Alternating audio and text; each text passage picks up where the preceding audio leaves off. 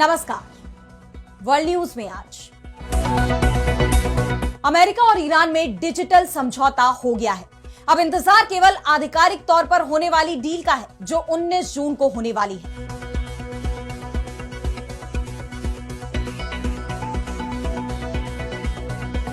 अमेरिकी राष्ट्रपति Donald Trump का दावा है कि बहुत जल्दी हॉर्मुज स्ट्रेट पूरी तरह से खुल जाएगा, लेकिन ईरान का कहना है कि हॉर्मुज से उसका दबदबा खत्म नहीं होने वाला। हॉर्मुज पर टोल नहीं लगेगा, लेकिन शुल्क जरूर लिया जाएगा, जिसके बाद समझौते की शर्तों को लेकर सवाल उठ रहे हैं। वहीं ईरान के परमाणु कार्यक्रम को लेकर भी दोनों पक्ष एकमत नहीं दिख रहे। अमेरिका का कहना है कि ईरान इसे खत्म करने के लिए तैयार हो गया है, लेकिन ईरान 60 दिनों तक इस मुद्दे पर बातचीत की मांग कर रहा है। ऐसे में सवाल ये उठ रहे हैं कि क्या फिर लटक जाएगी पीस डील? क्या हस्ताक्षर होने से पहले ही टूट जाएगा ईरान और अमेरिका का समझौता? इस पर हम करेंगे विस्तार से चर्चा, लेकिन आइए जरा उन खबरों को भी देख लें जिन पर आगे होगी बात। बगावत पर उतरा इजरायल। ईरान से पीस डील के बाद अमेरिका के खिलाफ लिए बड़े फैसले। लेबनान और गजा में भी बढ़ा खतरा।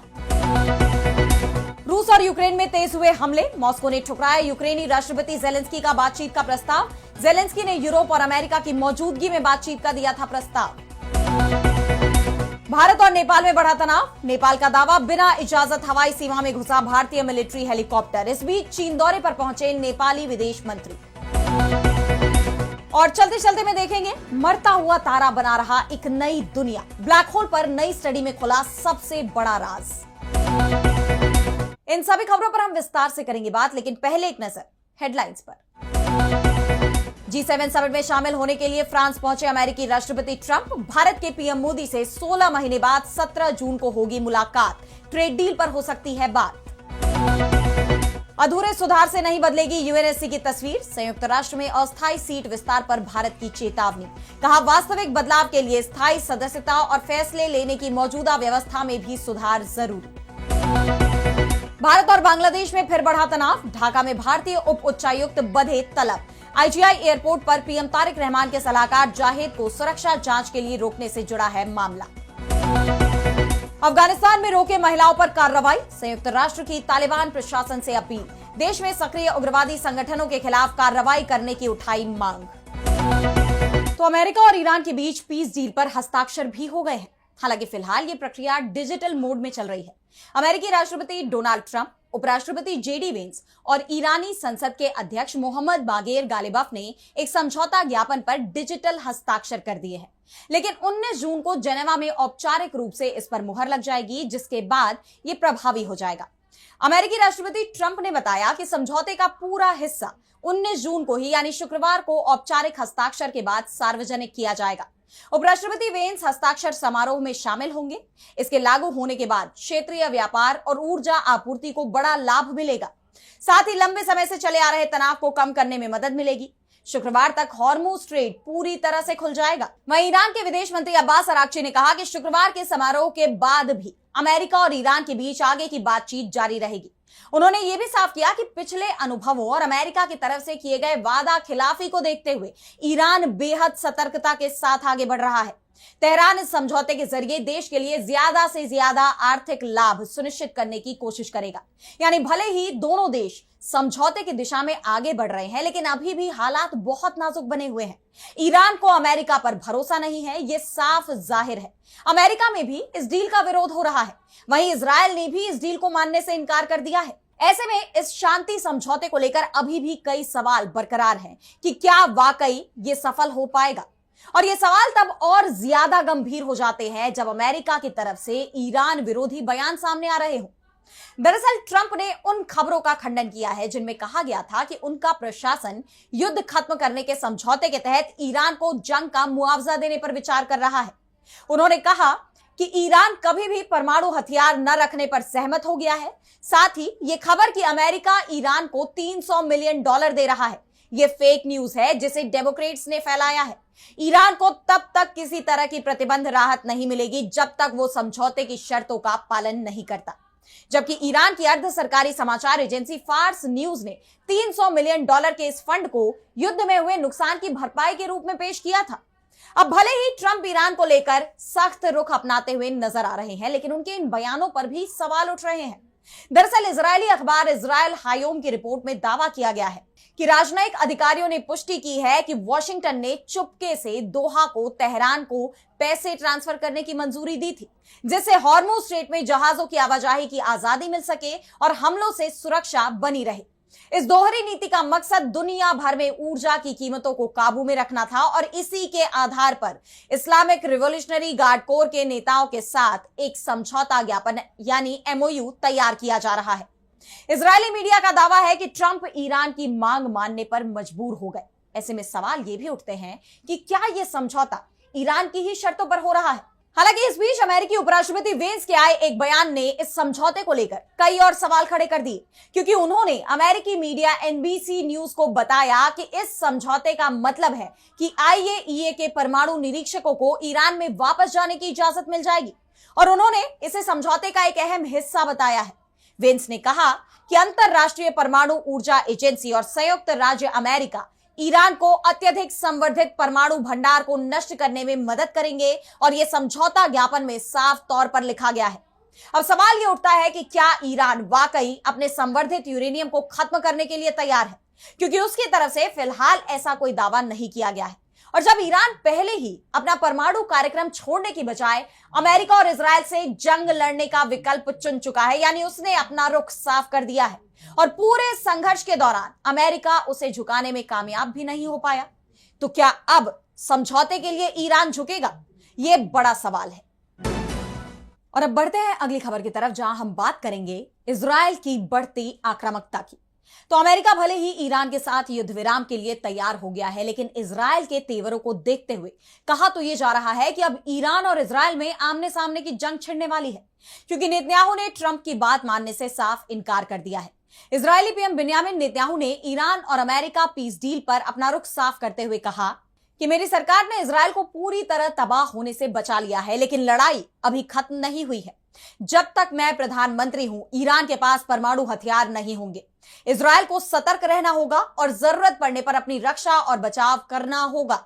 इजराइल अपनी सुरक्षा के लिए जब तक जरूरत होगी तब तक सिक्योरिटी जोन में बना रहेगा। इजरायली सेना लेबनान से नहीं हटेगी, यानी इजराइल ने साफ कर दिया है कि लेबनान में वो अपना अभियान जारी रखेगा। साथ ही ईरान को लेकर भी वो कोई समझौता मानने को बाध्य नहीं है, जिसके बाद अमेरिकी राष्ट्रपति डोनाल्ड ट्रंप की पीस डील खतरे में पड़ती दिखाई दे रही है।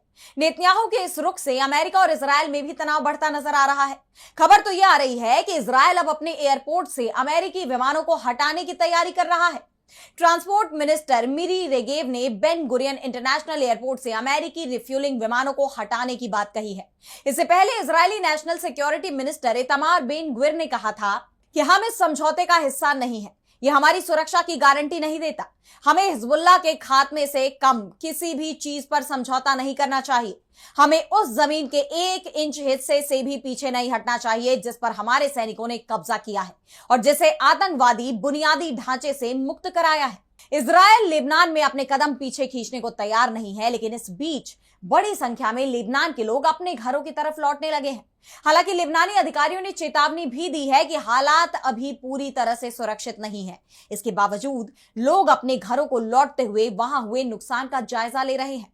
लेबनान में यूएन मिशन यूनिफिल ने भी इस पर चिंता जाहिर करते हुए कहा है कि नागरिकों को तब तक अपने समुदायों में लौटने से रुकना होगा जब तक वहां पूर्ण रूप से सुरक्षित हालात नहीं हो जाते।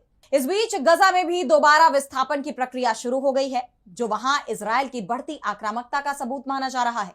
दरअसल नेतन्याहू ने गजा की 70% जमीन पर कब्जे का ऐलान किया है, जिसके बाद से वहां इजरायली सेना के हमले भी बढ़ गए हैं। लेकिन सवाल यह है कि अगर इजराइल के हमले नहीं थमे तो पश्चिम एशिया में शांति कैसे आएगी? ऐसे में अब सबकी नजरें ट्रंप पर टिकी हुई हैं कि क्या वो अपने सहयोगी नेतन्याहू को शांति के लिए मना पाएंगे, ये देखना होगा।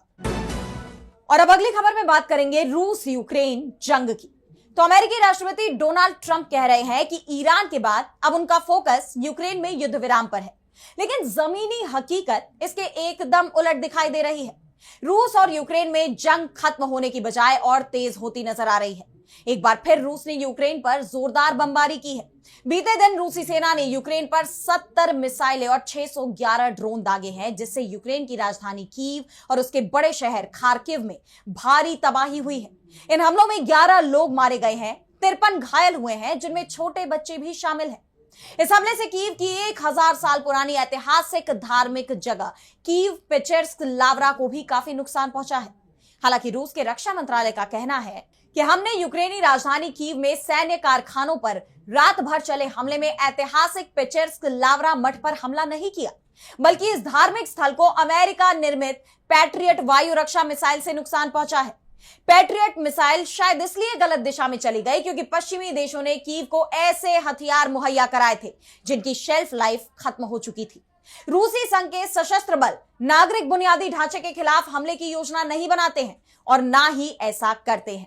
यानी रूस ने यूक्रेनी मठ को हुए नुकसान के पीछे अमेरिकी मिसाइल का ही हाथ बता दिया है। लेकिन इस घटनाक्रम ने दोनों देशों में जारी तनाव को और बढ़ा दिया है। यह हमला ऐसे वक्त में हुआ है जब यूरोपियन यूनियन की तरफ से यूक्रेन को सदस्यता दिलाने की कोशिशें औपचारिक रूप से शुरू कर दी गई हैं। यूक्रेन के उप प्रधानमंत्री तारास काचका लग्जमबर्ग में उस अंतर सरकारी सम्मेलन में शामिल हुए जहां कीव को 27 सदस्यीय यूरोपियन यूनियन के कानूनों, मानकों और मूल्यों के साथ तालमेल बैठाने के लिए वार्ता शुरू हुई। दरअसल यूक्रेन यूरोपीय संघ में शामिल होने को रूस के खिलाफ अपनी सुरक्षा की गारंटी के रूप में देखता है। ऐसे में उसके लिए यह कदम बहुत जरूरी है, लेकिन रूस जरूर इससे नाराज है। इस बीच यूक्रेन के राष्ट्रपति वोलोदिमीर ज़ेलेंस्की ने रूस पर बातचीत से दूरी बनाने के भी आरोप लगाए हैं। उन्होंने कहा कि मैंने 4 साल से चल रहे युद्ध को खत्म करने के लिए बातचीत का प्रस्ताव दिया था। हमने ये संदेश दिया कि हम फ्रांस में हो रहे G7 सम्मेलन के दौरान पुतिन से मिलने के लिए तैयार हैं, क्योंकि वहां ट्रंप और मैक्रो मौजूद हैं, यानी यूरोपीय और अमेरिकी दोनों। मुझे लगता है कि यह हम सभी के एक साथ मिलने का एक अच्छा, बल्कि बहुत अच्छा मौका है। यूरोप और अमेरिका भी इससे सहमत थे, लेकिन रूस ने एक बार फिर यह बता दिया कि वे बातचीत करने के लिए तैयार नहीं है। यूक्रेन का दावा है कि रूस बातचीत को तैयार नहीं है, लेकिन रूस का कहना है कि अगर ज़ेलेंस्की बात करना चाहते हैं तो वे मॉस्को आ सकते हैं।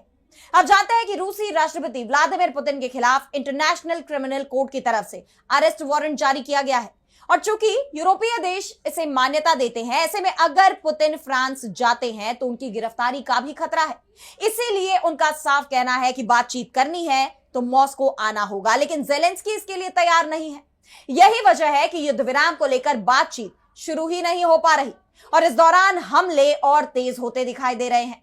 ऐसे में अब देखना यह होगा कि आखिर ये जंग कब खत्म होगी। और अब अगली खबर में बात करेंगे भारत और नेपाल में बढ़ते तनाव की। तो भारत और नेपाल के रिश्तों में बीते कुछ वक्त से काफी उतार चढ़ाव देखा जा रहा है।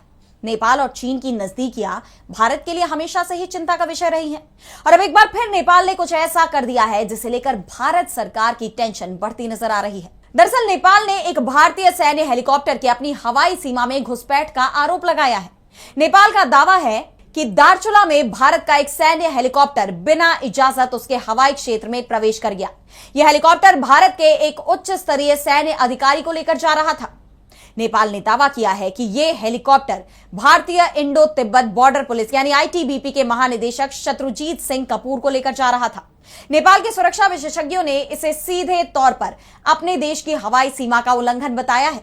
साथ ही नेपाल ने इस मामले में भारत से जवाब तलब कर लिया है, सफाई मांगी है कि बिना किसी जानकारी के हमारे हवाई क्षेत्र का उल्लंघन क्यों किया गया, जिसके बाद दोनों देशों के बीच तनाव बढ़ता दिखाई दे रहा है। और सबसे बड़ी बात तो यह है कि नेपाल ने यह आरोप ऐसे वक्त में लगाया है जब दोनों देशों के बीच सीमा को लेकर पहले से ही विवाद देखा जा रहा है।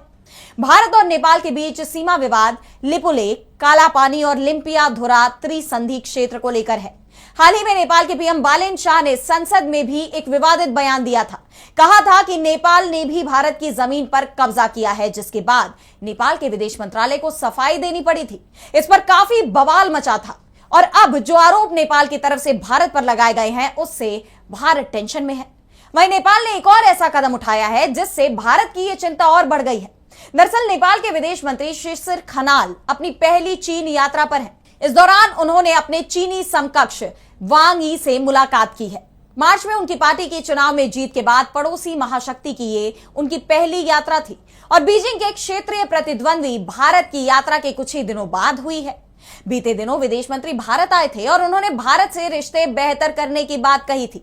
अब गौर करने वाली बात यह है कि यह यात्रा इन हालात में हो रही है जब भारत और नेपाल में सीमा विवाद एक बार फिर चर्चा में है।